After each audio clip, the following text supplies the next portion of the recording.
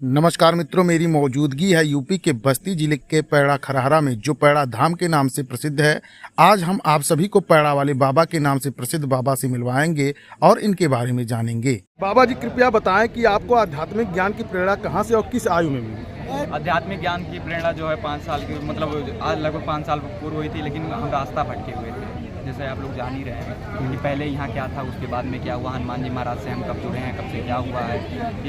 ये पैड़ा कोई ऐसे छुपाने वाली जगह तो है नहीं कि यहाँ पहले क्या था अब क्या है। तो जैसे जैसे हनुमान जी की प्रेरणा हुई है, उतनी बड़े तो अध्यात्म से हम जुड़े नहीं हैं, लेकिन कोशिश कर रहे हैं कि आगे चल के बहुत बड़े अध्यात्म से जुड़ जाएँ। क्या आपने किसी गुरु से दीक्षा ली है? कृपया उनका नाम और परंपरा बताएं। जी, अभी हम किसी गुरु से दीक्षा नहीं लिए हैं। ठीक है। आपके आश्रम या दरबार की आय का स्रोत क्या है? क्या इसका सार्वजनिक लेखा जोखा उपलब्ध है? ये आय का स्रोत ये बता दें कि जो भी होता है, जो भी धाम पे जो भी दरबार में आते हैं, कुछ भी इनसे शुल्क नहीं लिया जाता है।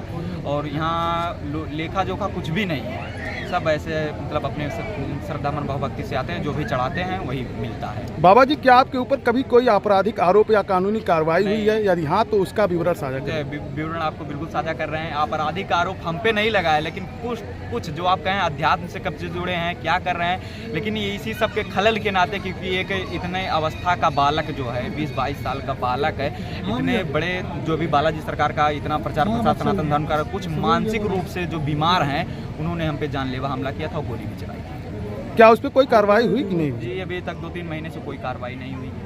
और सब हनुमान जी महाराज की कृपा जान के ये जान रहे हैं कि अगर हम बच गए तो उनकी कृपा है, जब भी कार्रवाई होगी तो उनकी कृपा से होगी, वो दंड जरूर पाएंगे। क्या आप चमत्कारों के बजाय विज्ञान और योग संयम को बढ़ावा देते हैं? जी बिल्कुल, हम डी-फार्मा व्यक्ति हैं, डिप्लोमा कर चुके हैं, और अध्यात्म और विज्ञान देखिए दोनों का बड़ा अच्छा तालमेल है। ये नहीं है।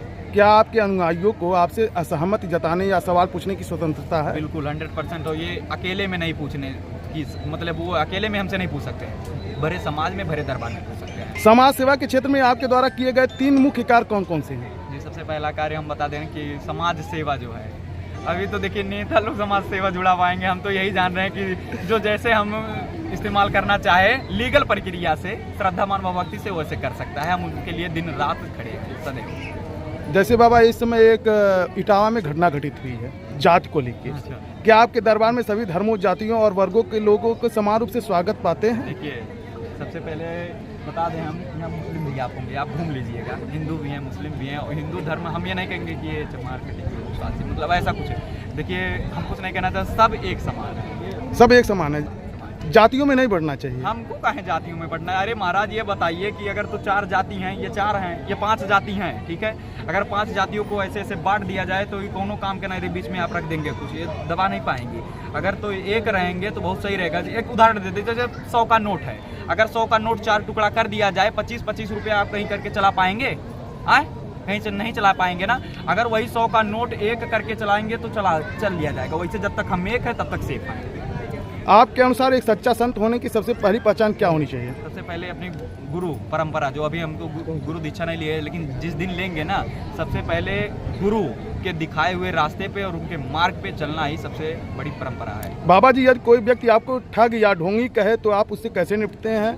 क्या आप आलोचना सहते हैं या दबाते हैं? नहीं, उसका पहले हम भेजेंगे अपने शिष्यों को फूल और माले के साथ, उसका अभिवादन, मतलब वो करेंगे, उसको सम्मानित करेंगे, क्योंकि उसमें शक्ति है कि वो सही को सही कह सके और गलत को गलत कह सके। बहुत बहुत धन्यवाद बाबा जी, आपने चैनल के माध्यम से हर चीज़ को साझा किया। बहुत बहुत धन्यवाद।